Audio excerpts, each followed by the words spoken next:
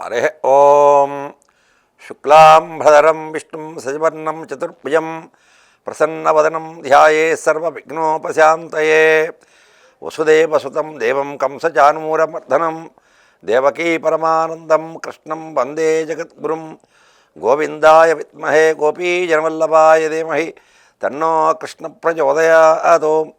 ఓం CBR TV ప్రేక్షకులందరికీ కూడాను స్వాగతం సుస్వాగతం. మనం ఈరోజు కార్తీక మాస సందర్భంగా కార్తీక స్నాన విధి, కార్తీక మాసంలో స్నానం అనేటువంటిది ఎక్కడెక్కడ చేయాలి, స్నానం యొక్క విశేషం ఏంటి అనేటువంటిది క్రితం ఎపిసోడ్లో తెలుసుకున్నాం. తదుపరి ఇప్పుడు కార్తీక మాసంలో దీపదానం యొక్క మహిమ, జ్వాలాతోరణం, దీపస్తంభం యొక్క మహాత్యం, అదే కాకుండా ఈ కార్తీక మాసం యొక్క విశేషం అనేటువంటిది ఎవరి ద్వారా మన ప్రజలందరికీ కూడా సంక్రమించింది అనేటువంటి విశేషాల గురించి మరికొన్ని విశేషాలతో మీ ముందుకి ఓం సిబిఆర్ యాజమాన్యం వారు ఈ యొక్క ఎపిసోడ్ని తీసుకొచ్చారు. కార్యక్రమంలో భాగంగా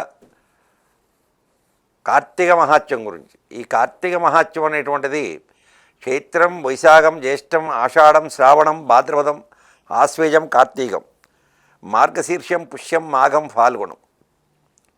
ఈ 8వ మాసమైనటువంటి యొక్క కార్తీక మాసంలో విశేషమైనటువంటి యొక్క స్నానం అనేటువంటి దాని గురించి చెబుతూ, సూర్యుడు తులారాశి యందు ఉండగా, అంటే కార్తీక మాసం సూర్యుడు తులారాశి నుంచి వృశ్చిక రాశి వరకు, మనం ఆంగ్లమాన సంవత్సరం ప్రకారంగా అక్టోబర్ 17 నుండి నవంబర్ 17వ తారీఖు వరకు ఈ మధ్యలో కార్తీక మాసం రోజులు కాబట్టి, ఈ కార్తీక మాసం రోజుల్లో స్నానం చేసినట్టయితే విశేషమైనటువంటి పుణ్యం కలుగుతుంది అని, అంటే ఉట్టి రోజుల్లో కన్నా కూడా ఎక్కువ ఫలితం కలుగుతుంది అని. ఎందుకని? సూర్యుడు తులారాశిలో ఉన్నాడు. సూర్యుడు ప్రతి 30 రోజులకు ఒకసారి రాశి సంక్రమణం జరుగుతుంటుంది. మేషం నుండి మీనం వరకు కూడాను ఈ 12 రాశుల్లో ఆయన సంక్రమిస్తుంటాడు, అంటే తిరుగుతూ ఉంటాడు. ఆ తిరుగుతున్నటువంటి సందర్భంలో తులారాశి సంక్రమణం జరిగి తులారాశి నుండి వృశ్చిక రాశి వెళ్ళేంత వరకు కూడాను ఈ 30 రోజులు కూడా కార్తీక మాసం వస్తుంది. కార్తీక మాసం రోజుల్లో విశేషమైనటువంటి సూర్యుడు తులారాశి ఉన్నప్పుడు, తులారాశి యందు ఉన్నప్పుడు స్నానం చేస్తే విశేషమైన ఫలితం అని. అదే కాకుండా కార్తీక మాసం అనేటువంటి యొక్క కార్తీక పురాణము, కార్తీక మహాత్యం అసలు భూమి మీదకి ఎలా వచ్చింది అనేటువంటి విశేషాన్ని గురించి నైమిసారణ్యంలో మహాసత్రయాగం జరుగుతుంది. ఋషీశ్వరులందరూ కూడా కూర్చొని సత్రయాగం చేస్తున్నారు. అంటే 12 సంవత్సరాలు విశేషమైనటువంటి మహాసత్రయాగం చేస్తుంటే అక్కడికి అందరూ కూడాను సప్త ఋషులు, నారదాది మహర్షులు అందరూ కూడా వచ్చారు.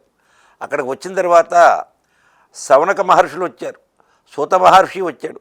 ఆ సూత మహర్షిని చూచి శౌనకాది మహామహర్షులు అందరూ కూడా నమస్కారం చేసి, స్వామి చాలా తేజోవంతమైనటువంటి యొక్క మీ యొక్క ముఖాన్ని చూస్తుంటే నమస్కారం చేసి భగవంతుని యొక్క కార్యక్రమ కథల గురించి ఏదైనా తెలుసుకోవాలనేటువంటి కాంక్షతో ఉన్నాం మేము, మాకు సెలవు ఇవ్వండి, మాకు చెప్పండి అని అడిగారట.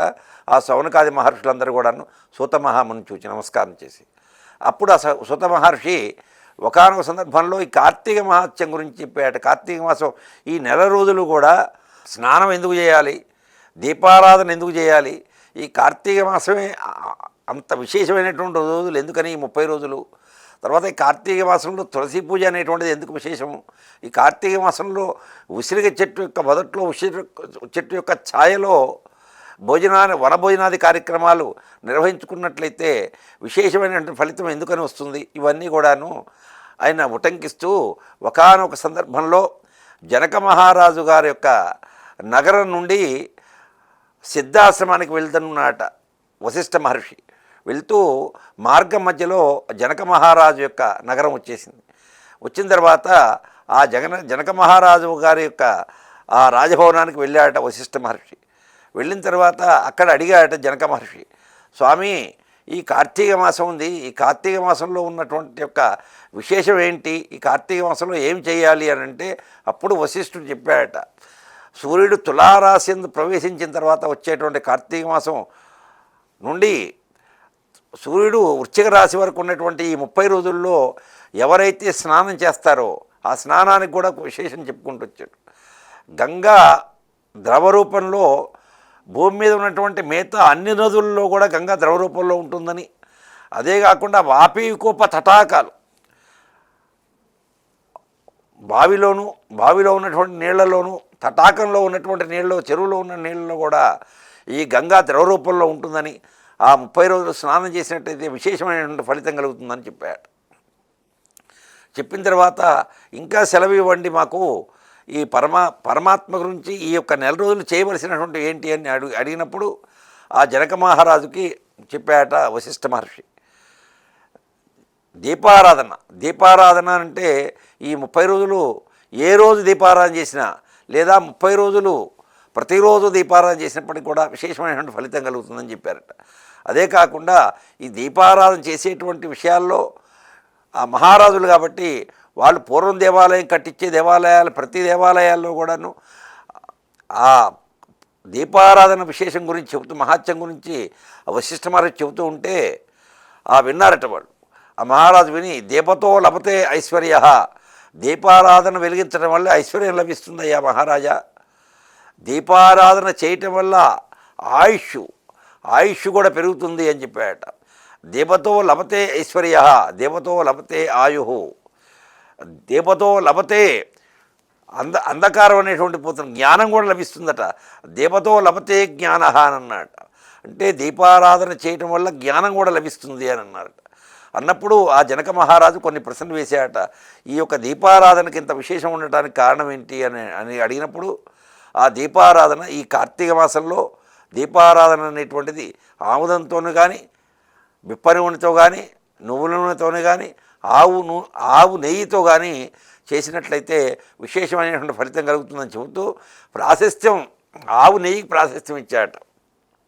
మొట్టమొదట ఆవు నెయ్యి దొరికినట్లయితే ఆవు నెయ్యితో దీపారాధన చేయండి కార్తీక మాసంలో, దాని తదుపరి మిగతా ఉన్నటువంటి నూనెలు అనేటువంటిది ఉపయోగించండి అని ఆ జనక మహారాజుకి వశిష్ఠ మహర్షి చెప్పాడట. చెప్పటం వల్లనే అప్పుడున్నటువంటి మహారాజులందరూ కూడాను దేవాలయాలు ఏది కట్టించినప్పటికీ కూడాను వాళ్ళ వంశం ఆయుష్ పెరుగుతుందన్నారు. కాబట్టి వారి యొక్క ఆయుష్ పెరగాలి అని, తర్వాత వారి పరిపాలన ఎక్కడైతే చేస్తారో ఏ రాజ్యం అయితే చేస్తారో ఆ రాజ్యం సుఖ సంతోషాలతోనే అభివృద్ధిగా ఉండాలనే ఉద్దేశంతో దీపస్తంభాలు అనేటువంటిది ఏర్పాటు చేశారట. ప్రతి చోట కూడా పూర్వం 500-600 సంవత్సరాలు 1000 సంవత్సరాల క్రితం కట్టిన దేవాలయాల్లో ఏ దేవాలయాల్లో కూడాను దీపస్తంభాలు అంటూ ఉన్నాయి. ఆ దీపస్తంభాలు కూడాను కొయ్యతో కానీ లేదా శిలతో కానీ దీపస్తంభాలు ఏర్పాటు చేసి వాటికి గూళ్ళు అనేటువంటిది ఏర్పాటు చేసి దాంట్లో దీపం వెలిగించినటువంటి ప్రమిదలు దాంట్లో పెట్టేటువంటి ఒక సౌకర్యంగా ఏర్పాటు చేసి దాంట్లో దగ్గరగా 1000, 2000, 3000 దీపారాధన వెలిగించేటువంటి సౌకర్యంగా దీపస్తంభాలు ఏర్పాటు చేసేవారట. ఆ దీపస్తంభాలు కూడాను 40 అడుగులు, 50 అడుగులు, 100 అడుగులు కూడా ఎత్తులో దీపస్తంభాలు నిర్మించినటువంటి సందర్భాలు ఉన్నాయి. అయితే ఇప్పుడు కొన్ని మచ్చుకి మనం చెప్పాలి అంటే దీపస్తంభాల విషయాల్లో మధ్యప్రదేశ్లో ఉజ్జయిని అనేటువంటి ఒక పట్టణం ఉంది. ఆ ఉజ్జయిని పట్టణంలో ఆ కృష్ణ పరమాత్మ అక్కడ ఆ ఉజ్జయిని అనేటువంటి పట్టణంలో సాందీప మహర్షి అనే ఆశ్రమం ఉంది. ఆ సాందీప మహర్షి యొక్క ఆశ్రమంలో ఈ కృష్ణ భగవానుడు కుచేలుడు ఇద్దరూ కూడాను ఆ సాందీపుని శిష్యులుగా చేరి అక్కడ విద్యాభ్యాసం చేశారు. ఆ విద్యాభ్యాసం చేసినటువంటి చోట అక్కడ క్షిప్రా నది అని ఒక నది ఉంది. ఆ క్షిప్రా నది దాంట్లో ఆ యొక్క నది క్షిప్రా నది ఏమో అవంతి అనేటువంటి పురంలో ఉంది. ఉజ్జయిని అనేటువంటి పట్టణంలోనేమో సాందీప మహర్షి యొక్క ఆశ్రమం ఉంది. ఈ ఉజ్జయిని అనేటువంటి పట్టణము అవంతి అనేటువంటి పురము ఈ రెండు కలిసే ఉంటాయి. ఆ యొక్క పట్టణాన్ని ఉజ్జయిని అనేటువంటి ప్రాముఖ్యత. ఆ ఉజ్జయిని అనేటువంటి పట్టణంలో ఒక జ్యోతిర్లింగం ఉన్నది అక్కడ చక్కగా. తర్వాత ఆ యొక్క జ్యోతిర్లింగం అనేటువంటిది దూషణుడు అనేటువంటి రాక్షస సంహారం చేసి పరమాత్మ ఆ భూమిని బద్దలు కొట్టుకొని ఆ బద్దలు చేసి ఆ భూమిలో నుండి ఆవిర్భవించాట పరమేశ్వరుడు. అక్కడ ఉన్నటువంటి ఒక జ్యోతిర్లింగమే కాకుండా సాందీప మహర్షి యొక్క ఆశ్రమమే కాకుండా క్షిప్రాన్ అనేటువంటి నదే కాకుండా అక్కడ హరిసిద్ధి కాళికామాత దేవాలయం ఉంటుంది. ఈ హరిసిద్ధి కాళికామాత దేవాలయాన్ని విక్రమాదిత్యుడు ప్రతిరోజు కూడా పూజాది కార్యక్రమాలు నిర్వహించేవాడు. అక్కడ అదే ఉజ్జయిని పట్టణానికి 7 కిలోమీటర్ల దూరంలో మరొక కాళికాదేవి ఆలయం ఉంది. ఆ కాళికాదేవి ఆలయంలో ఆ కాళిదాసు మహాకవి అయినటువంటి కాళిదాసు ఆ అమ్మవారిని పూజ చేసి మహాకవి అయ్యాడు. 2 కాళికామాత దేవాలయాలు ఉన్నాయి. 2 కాళికామాత దేవాలయాల్లో హరిసిద్ధి కాళికామాత దేవాలయంలో అప్పుడున్నటువంటి ఉజ్జయిని పరిపాలన చేసేటువంటి మహారాజు దీపస్తంభాలు కట్టాడు. చక్కగా రాతితో దీపస్తంభాలు కట్టారు.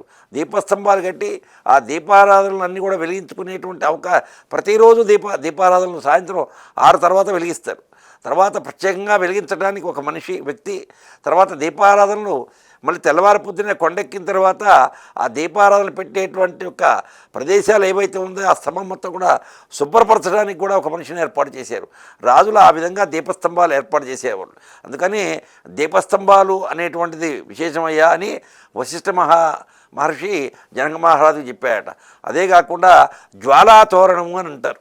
అంటే కార్తీక మాసంలో కొన్ని దేవాలయాల్లో దేవాలయానికి ప్రాకారం రాతితో కట్టేవాళ్ళు.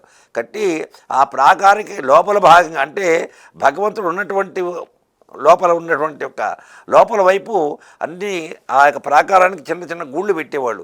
ఆ గూళ్ళు పెట్టి ఆ గూళ్ళలో మట్టి ప్రమిదలతో దీపారాధన చేసేవాళ్ళు. అంటే స్వామికి చుట్టూ కూడా జ్వాలాతోరణంగా ఉండేది. అంటే ఒక పుష్పమాల కనుక భగవంతుడికి ఎట్లా వేస్తే ఎట్లా ఉంటుందో అట్లాగే ఆ ప్రాకారం చుట్టూ కూడా 4 పక్కల కూడాను ఆ దీపారాధనలు ఉండటానికి ఉన్నటువంటి గూళ్ళు పెట్టి ఆ గూట్లో దీపారాధన చేయటం వల్ల జ్వాలాతోరణం స్వామివారికి పుష్పమాల వేసినట్టుగా జ్వాలాతోరణమాలగా ఉండేదన్నమాట. ఆ విధంగా జ్వాలాతోరణము అని అంటారు. అట్లా ఆ విధంగానే కార్తీక పౌర్ణమి రోజున ప్రతి ఒక్క మాసానికి పౌర్ణమి ఉంటుంది. ఒక్కొక్క పౌర్ణానికి ఒక్కో నక్షత్రం రోజున ఒక్కో పౌర్ణమి వస్తుంది. అశ్విని నక్షత్రానికి చిత్తా నక్షత్రానికి చైత్ర పౌర్ణమి, విశాఖ నక్షత్రానికి వైశాఖ పౌర్ణమి. ఆ విధంగా కార్తీక మాసంలో కృత్తికా నక్షత్రంతో కూడుకొని ఉంటుంది ఆ పౌర్ణమి. అందుకనే కృత్తికా దీపోత్సవం అని అంటారు. విశేషమైన దేవాలయాల్లో ప్రత్యేకంగా కృత్తికా దీపోత్సవం అనేటువంటిది చక్కగా చేస్తారు. దీన్నే శిఖర దీపం అంటారు, దీన్నే జ్వాలాతోరణం అంటారు, దీన్నే కృత్తికా దీపోత్సవం అని అంటారు. దీపారాధన చేయడం అనేటువంటిది చాలా విశేషమైనటువంటిది. కొన్ని వందల వేల సంవత్సరాలు కట్టినటువంటి పురాతనమైనటువంటి దేవాలయాలు ఏవైతే ఉన్నాయో ఆ దేవాలయాల్లో కూడా ఇప్పటి వరకు కూడాను ఆ శిఖర దీపం అనేటువంటిది, ఆ జ్వాల అనేటువంటిది, ఆ శిఖర దీపం అనేటువంటిది పెడుతూనే ఉంటుంటారు. అనువంశికంగా వస్తున్నటువంటిది. అయితే పురాతన దేవాలయాల్లో మాత్రమే మీకు కనిపిస్తుంటుంది ఇది. ఈ దీపస్తంభాలు కానీ జ్వాలాతోరణం కానీ ఇవన్నీ కూడాను పురాతన దేవాలయాలు 500-600 సంవత్సరాల క్రితం కట్టిన దేవాలయాల్లో కనపడుతుంటాయి.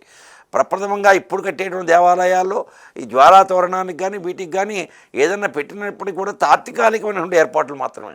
అవి దీపాలకి అంత ప్రాముఖ్యత ఇచ్చేవాళ్ళు రాజులు. వాళ్ళు ఆ మహర్షి చెప్పినటువంటి దాని ప్రకారంగా ఆ స్తంభాలు ఏర్పాటు చేశాడు.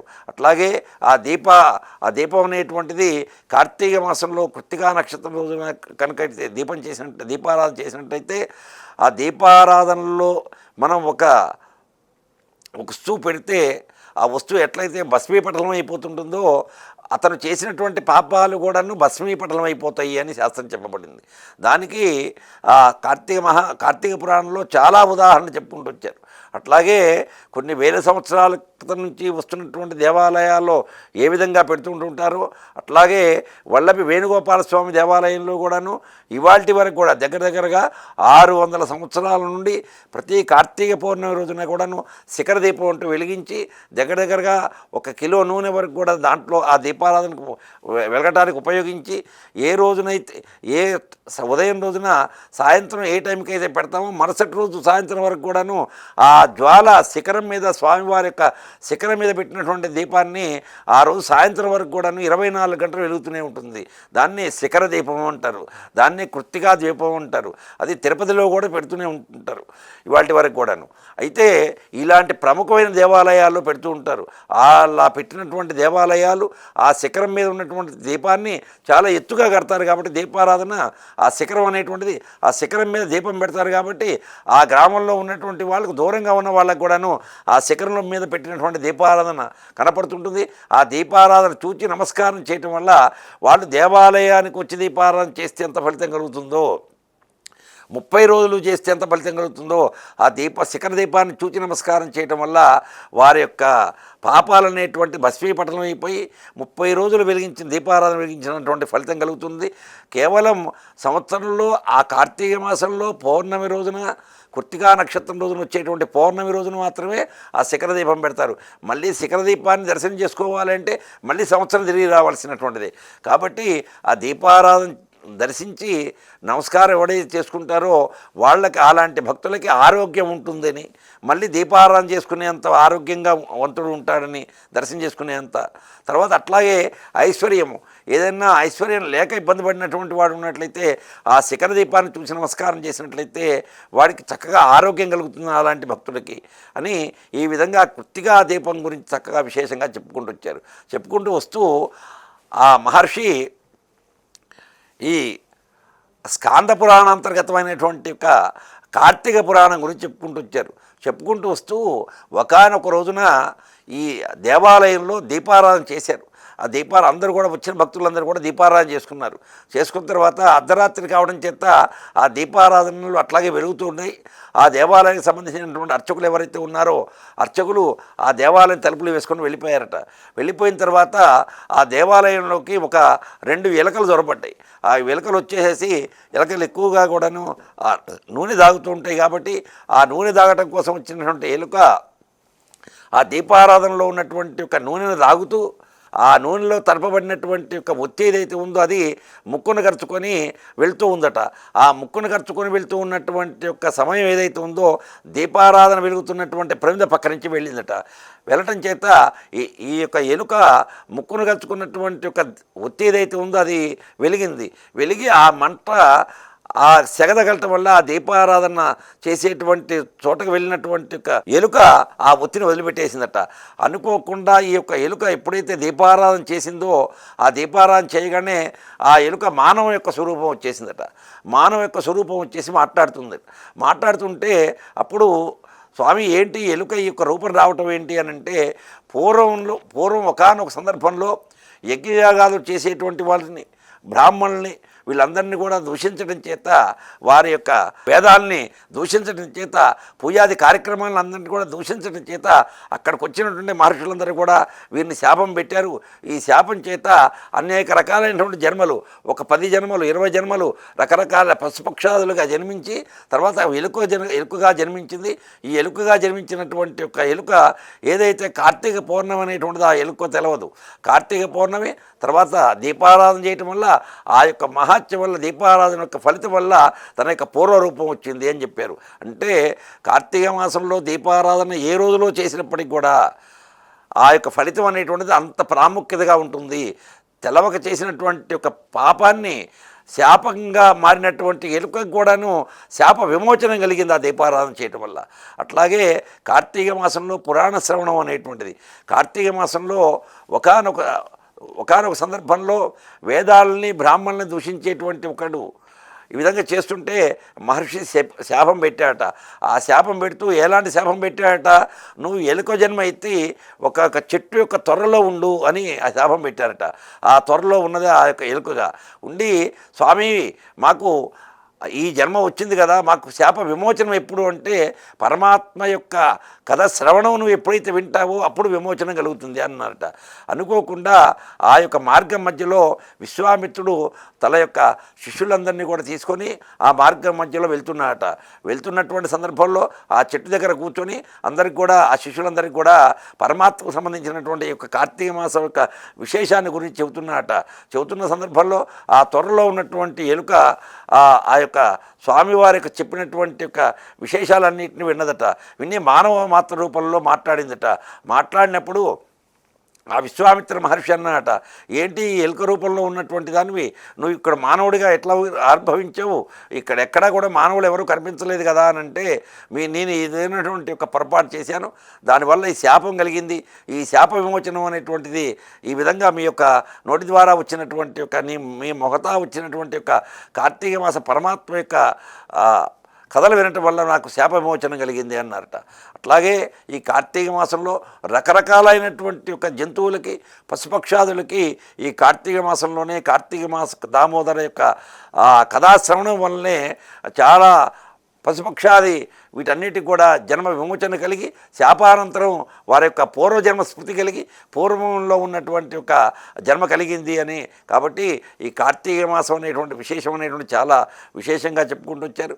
అదే కాకుండా కార్తీక మాసంలో దీపారాధన, స్నానము, దీపము, దానం మూడో ఉన్నటువంటి దానం. ఈ కార్తీక మాసంలో దానం కూడా అత్యంత ప్రాధాన్యమైనటువంటిది. యథాశక్తిగా దానం కూడా చేసినట్లయితే చక్కనైనటువంటి ఫలితం కలుగుతుంది. తర్వాత దానం కూడా సత్పాత్రాదానం చేయమన్నారు.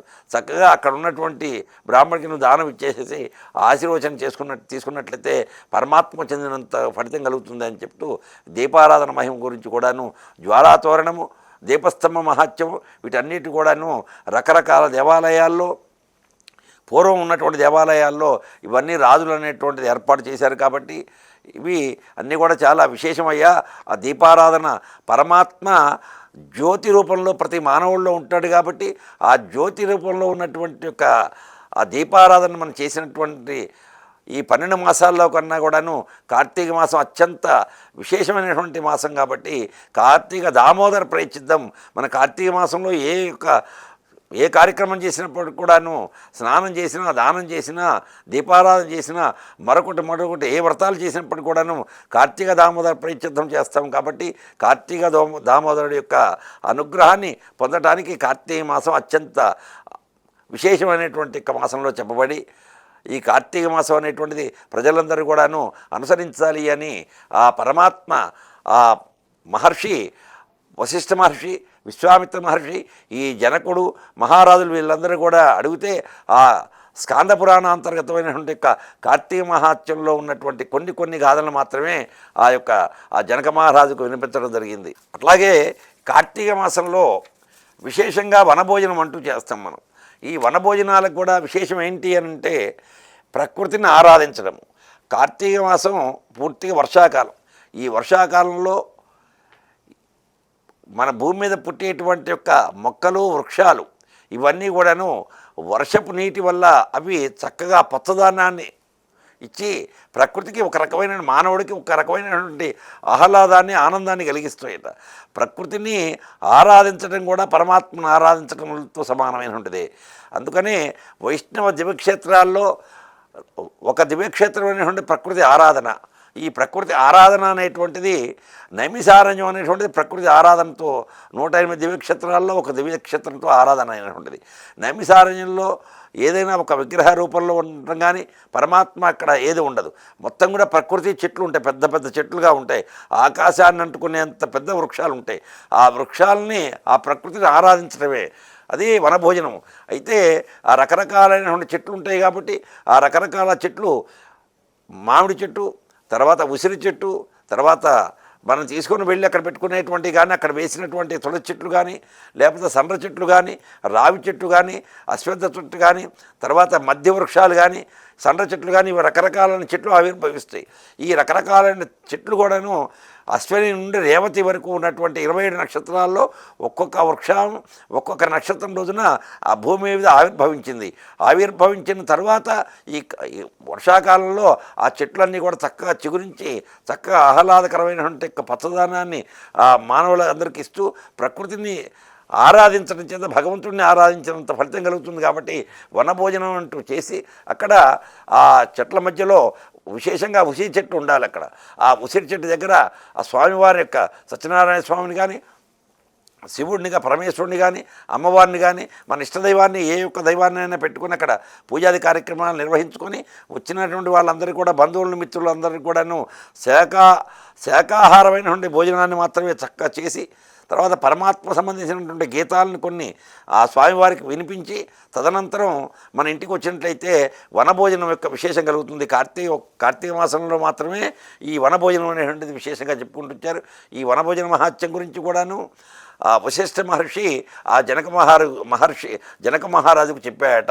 ఈ యొక్క స్కాంద పురాణాంతర్గతమైనటువంటి యొక్క కార్తీక మహాత్యం అనేటువంటి ఒక చిన్న ఖండంలో ఈ కార్తీక మాసం గురించి చెప్పుకుంటూ వచ్చారట.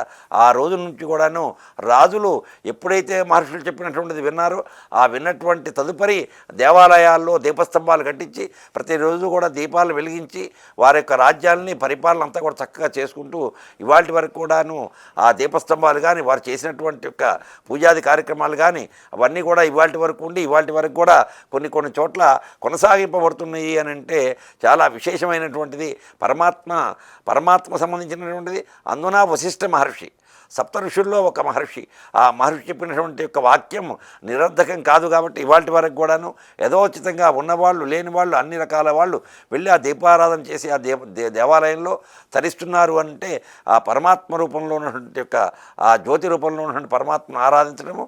ఇటు స్కాంద పురాణాంతర్గతమైనటువంటి యొక్క కార్తీక మహాత్యం గురించి వశిష్ఠ మహర్షి ఆ జనక మహారాజుకు చెప్పడం చేత ఇదంతా కూడా సార్థకతం అయింది. కాబట్టి ఈ యొక్క కార్తీక మాసంలో ప్రతి ఒక్కరు కూడాను మీ యొక్క దగ్గరలో ఉన్నటువంటి దేవాలయాలకు వెళ్ళి దీపారాధన చేసి ఆ దీపారాధన చేసేటువంటి సమయంలో కూడాను ఎలాంటి ఇబ్బందులకు గురి కాకుండా క్రమశిక్షణగా క్రమంలో వెళ్ళి చక్కగా దీపారాధన చేసి స్వామివారిని యొక్క దర్శనం చేసుకొని తరించవలసిందిగా కోరుతూ దీపస్తంభం. ఈ దీపస్తంభం అని అంటే ఈ దీపస్తంభంలో విశేషంగా రాజులు అంటే వందల సంవత్సరాల క్రితం దేవాలయాలు నిర్మాణం చేసినప్పుడు ఖచ్చితంగా దీపస్తంభం నిర్మాణం చేసేవాళ్ళు. అట్లాగే జలానికి కొలను అంటే ఏర్పాటు చేసేవాళ్ళు, కొలను.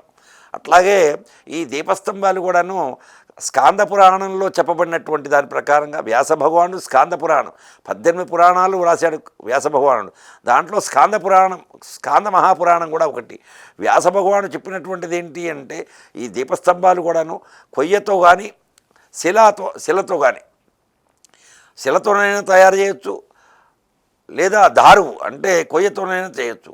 చేసి అది ఇన్ని అడుగులు అంటే ఏమి నిబంధన అంటూ ఏమీ లేదు. 20 అడుగులు కొన్ని చోట్ల ఉన్నాయి, 50 అడుగులు ఉన్నాయి, 100 అడుగులు కూడా ఉన్నాయి. అత్యంత ఎత్తుగా ఉన్నటువంటి కొన్ని చోట్ల చూశాను నేను. ఉజ్జయినిలో హరిసిద్ధి కాళీమాతా దేవాలయం ఉంది.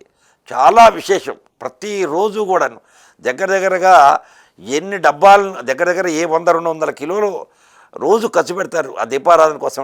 ఆ నూనెని ఖర్చు పెట్టి ఆ దీపారాధన వెలిగిస్తారు వాళ్ళు. అట్లాగే చాలా చోట్ల చూశాను నేను. అది ఒక చోటనే ఉటంకించాను మీకు.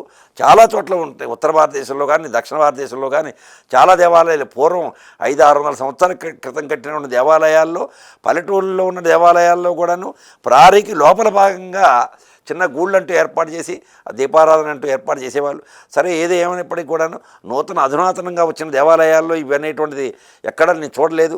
అయినప్పటికీ కూడా తాత్కాలికంగా ఏర్పాటు చేస్తున్నారు. తాత్కాలికమైనటువంటిదైనా సరే ఏర్పాటు చేసి భక్తుల సౌకర్యంగా ఏర్పాటు చేసి భక్తులు ఎక్కువగా రద్దీగా ఉన్నటువంటి యొక్క దాన్ని కూడా మీరు ముందుగా గ్రహించి తత్కాలికమైనటువంటి సౌకర్యాలన్నింటిని కూడా దేవాలయం యొక్క యాజమాన్యం వాళ్ళు చక్కగా ఆ యొక్క సౌకర్యాలను ఏర్పాటు చేసి వాళ్ళందరినీ కూడా దీపారాధన చక్కగా చేసుకోవడానికి కలిగినటువంటి సౌకర్యాన్ని ఏర్పాటు చేసినట్టయితే మీరు పునః దీపస్తంభాలు ఏర్పాటు చేసినంత ఫలితం రాజులకు ఎలా అయితే కలుగుతుందో మీకు కూడా అలాంటి ఫలితం కలుగుతుంది. దేవాలయంలోకి వచ్చినటువంటి వారందరికీ కూడాను దీపారాధన కలిగించడానికి కలిగిన వసతులు కూడా ఏర్పాటు చేయాలి చక్కగా. అక్కడ ఉన్నటువంటి ప్రాథమికమైనటువంటి యొక్క నివారణ చర్యలు అంటే ఆ దీపారాధన చేసేటువంటి చోట వాళ్ళు కొలనులు కట్టించేవాళ్ళు. అంటే నీటి కొలనులు వాళ్ళు కట్టించేవాళ్ళు. అట్లాగే మనం ఇక్కడ దీపారాధన తాత్కాలికంగా ఏర్పాటు చేసిన వాటిల్లో కూడాను 500-400 లీటర్లు ఉన్న పెద్ద ప్లాస్టిక్ రమ్ముల్లో ఆ నీటిని కూడా నిల్వ చేసుకున్నట్లయితే మనకి దీపారాధన చేయటం వల్ల ఉన్నటువంటి యొక్క ఇబ్బందులు ఏమైనా ఉన్నా కూడాను అవన్నీ సమసిపోతాయి. ఆ నీరు నిప్పు రెండు ఒక చోటనే ఉండాలి. ఆ దీపారాధన చేసాము అంటే ఖచ్చితంగా నీళ్ళు ఉండాల్సిందే అక్కడ. ఈ రెండు కూడాను నీరు నిప్పు ఈ రెండు కూడా అవినాభావ సంబంధమైనటువంటి వస్తువులు మానవ జీవితానికి. కాబట్టి ఖచ్చితంగా ఆ దీపారాధన చేసి తాత్కాలికంగా ఏర్పాటు చేసినటువంటి ఒక దీపస్తంభాలు కానీ తాత్కాలికంగా కూడా దీపస్తంభాలు ఏర్పాటు చేసుకోవచ్చు. ఇనుముతో తయారు చేస్తున్నారు ఈ మధ్య, కొయ్యతో తయారు చేస్తున్నారు స్టాండుల్లాగా, ఆ విధమైన ఏర్పాటు చేసుకోవచ్చు. దీపతోరణం అని అంటారు. స్వామివారి యొక్క దేవాలయానికి లోపలికి వెళ్ళేటువంటి ఒక ముఖద్వారం ఏదైతే ఉందో ఆ ముఖద్వారానికి బయట పక్కన కూడాను చెక్కతో కానీ ఇనుముతో కానీ తయారు చేస్తున్నారు. దాన్ని దీపతోరణం అని అంటారు. పరమాత్మ దగ్గర ఎప్పుడైతే నువ్వు దీపారాధన చేస్తావో, దీపతోరణాన్ని చేస్తావో, దీపస్తంభాన్ని ఏర్పాటు చేస్తావో, ఆయన అపరిమితమైనటువంటి కొన్ని మనకి అపరిమితమైనటువంటి మనకు తెలవనంత ఉన్నటువంటి ఒక ముందు వంశాల వాళ్ళని కూడా ఆయన ఉద్ధరింపజేస్తాడట. అంటే దీపారాధనకి అంత ప్రాముఖ్యత ఉంది. అందున కార్తీక మాసంలో అంత ప్రాముఖ్యత ఉంది. కాబట్టి ఈ దీపారాధన అనేటువంటి చాలా విశేషమైనటువంటిది. కాబట్టి ఈ దీపారాధన స్తంభాలు కానీ ఆ దీపారాధన అనేటువంటి ఇది కానీ మీరందరూ కూడాను అక్కడ ఉన్నటువంటి వారు యథాచితంగా సౌకర్యాలను ఏర్పాటు చేసి రక్షణ కూడా వచ్చిన భక్తులకు కూడా తగిన సౌకర్యాలు ఏర్పాటు చేసి అక్కడ ఎలాంటి ప్రమాదాలు కూడా జరగకుండా ఉండేటట్టుగా చూడవలసిన బాధ్యత కూడా ఆలయ నిర్వాహకులది.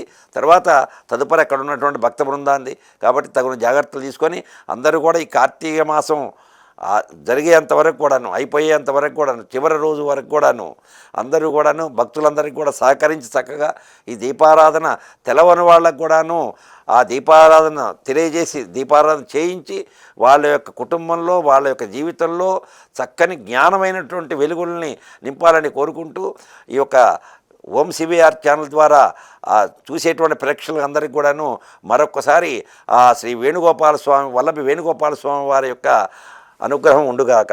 స్వస్తి ప్రజాప్య పరిపాలయంతాం న్యాయేన మార్గేణ మహిం మహిష గోబ్రాహ్మణేభ్య సోమస్తు లోకా సమస్త సుఖినో భవంతు.